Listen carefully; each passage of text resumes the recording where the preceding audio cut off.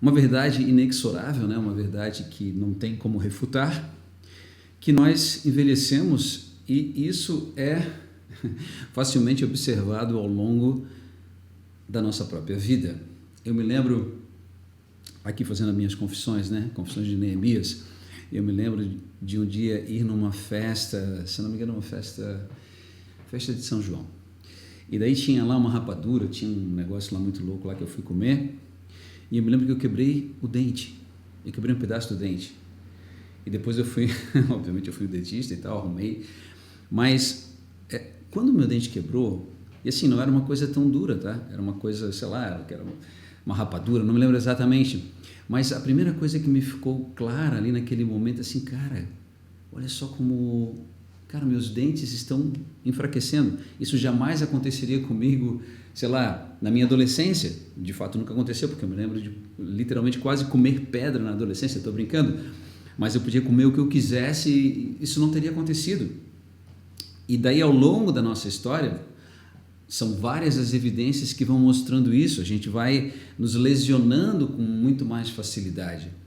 Uma outra experiência, eu me lembro que eu estava, nessa época eu estava dando aula, não lembro exatamente, era em Rio do Sul, numa cidade de Santa Catarina, e eu estava com pressa e a minha pasta, onde estava o meu computador, estava no banco de trás, eu me lembro que e não era uma coisa muito pesada, era relativamente, assim, não tinha tanto peso. Eu me lembro de ter pego a pasta, a hora que eu levantei a pasta, e me lesionei novamente, assim, fiquei com uma dor durante alguns dias, com dor aqui na escápula, peitoral, e eu me lembro assim, cara, como é que pode, velho? Só peguei uma pasta e já foi o suficiente para eu me lesionar. E ao longo da nossa existência, a gente vai vendo isso se acentuar mais e mais, né? Eu aqui de uma forma bem clara e bem óbvia, mas isso até foi relativamente recente, porque é uma coisa genética, mas com 18 anos de idade eu já comecei a perder o meu cabelo, eu tinha cabelo comprido.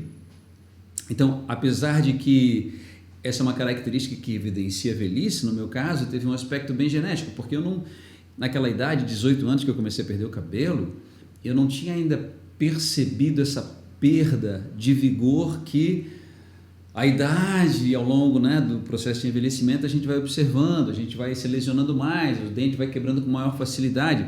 O cabelo era algo relativamente compreensível, dado a minha carga genética, uma vez que meu avô, né, materno, o pai da minha mãe era careca, e dizem que é pela característica que nós herdamos dos avós da parte materna, que a gente acaba ficando calvo ou não. Então, a calvície não refletia necessariamente velhice, mesmo porque eu tinha 18 anos quando eu comecei a ficar calvo, né? 18 anos a gente não é velho. Então, eu tinha todo o vigor ainda de, sei lá, de um jovem de 18 anos, mas perdendo os meus cabelos. Agora, ao longo do desenvolver da história, aí pelos meus 40, né? Eu já tenho 53, que daí isso vai ficando mais evidente, que nós não temos mais a mesma fisiologia. Confesso que hoje eu estou melhor do que há 10 anos atrás, sendo bem sincero, porque a partir do momento que eu comecei a perceber que a minha fisiologia ela tem prazo de validade, eu comecei a dar mais atenção a isso. E normalmente a gente dá mais atenção às coisas quando a gente tende a perdê-las. Então, mais ou menos há uns 10 anos atrás, eu comecei a perceber que realmente eu estava envelhecendo, que não era somente uma ideia, um construto mental, do qual eu vou falar hoje, porque eu vou falar da relatividade do tempo. Eu vou falar que o tempo é uma construção, o tempo é uma abstração, mas de forma também inquestionável, o tempo ele exerce uma ação sobre a nossa fisiologia. E não é isso que eu questiono. Então, o tempo, de fato, nesse sentido, ele é absolutamente concreto, mas existe um outro aspecto em nós mesmos que flexibiliza essa realidade e que nós podemos, sim, também estar conectados com essa outra dimensão daquilo que nós também somos. Nós somos o transitório e nós somos o permanente. Eu já mais ou menos estou dando a deixa de onde eu vou, né? Qual é o nosso bate-papo de hoje?